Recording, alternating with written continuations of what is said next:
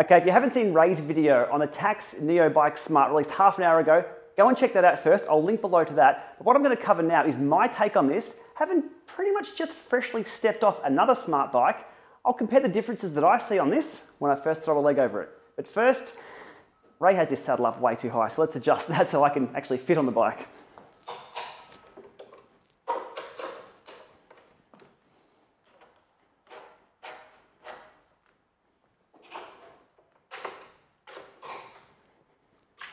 Oh, it comes with 2 different adjusters in the box as well, we've been told, so you won't have to have one of those, but it was just as simple as that to change the seat height.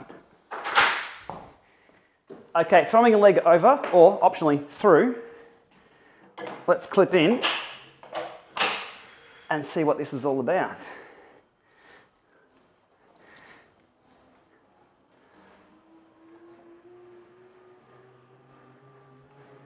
First up, it is quiet, a lot quieter than the Watt bike I was on.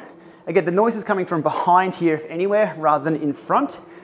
It's all focused around here. On the cranks themselves, 2 very important things with the cranks. The Q factor for a start is that of a standard road bike, so not any wider, not any less. Q factor is not that important, but if you're down to the millimeter for all your measurements, the Q factor should be the same as your road bike. And also the crank length is adjustable. The crank lengths themselves are a set length here, but there are little module inserts where you can go from 170, 172.5 to 175 in length. So more adjustability in the cranks. Probably 2 really important ones early on, so Q factor and crank length size. Next up is the gearing. You are not changing blind on this unit. You have both the display in front, indicating the gear ratios, which are programmable.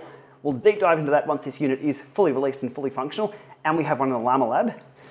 But you can see here, you have a visual indication of where you are on the rear cassette and the front chainrings. And changing those, there's something else that takes place as well.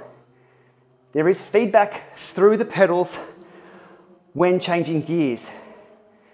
So moving from the small ring to the big ring, you actually feel it. You probably can't see it, but you can definitely feel it through the pedal stroke.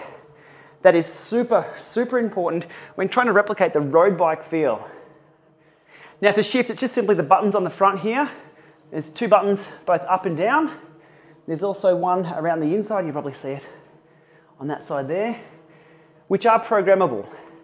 So if we have an E-tap system, to change in or out, there's going to be some things in the future they're going to be able to do with that. But for now, up and down in the rear, up and down in the front, and a few different extra things you've got here, plus braking and steering.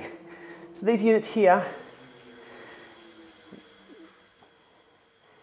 will actually slow things down. Actually, I'm on a negative 2.5%, so let me change that up.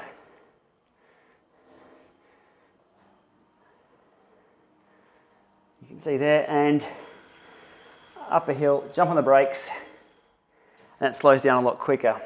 So braking as well, and again, because this is front end is fully programmable, the sky's really the limit in regards to programming your gear ratios and also what they can do. Maybe steering in the future, maybe swing an elbow or something in Zwift, you never know. It's going to be very interesting to see with this new hardware the capabilities they're going to unlock in the future. So aside from that, there is a few new additions on the front here that we haven't seen in the prototype models. These are controllable fans. So you can see here, they're not quite finalized just yet. So with these, the faster or harder you're riding, so power control, heart rate control, almost a smart fan, I guess you could call them. And again, thinking into the future about where this might go, if you were to have one fan on, you could simulate probably crosswinds from that side or that side. Or if you're riding in a peloton, the wind will be a little different. So again, kind of cool hardware to have that could be unlocked in the future.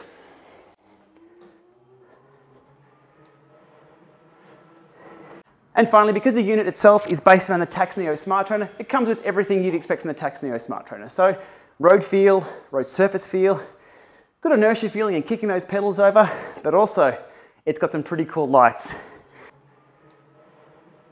The unit itself has 2 USB charge ports hidden away under here somewhere, which are both powered by the power supply or by yourself if you're unplugged, and you can charge your iPad, iPhone, and away you go while you're riding your bike. So again, Using that Neo functionality of being able to be used without power, but just taking it to the next level.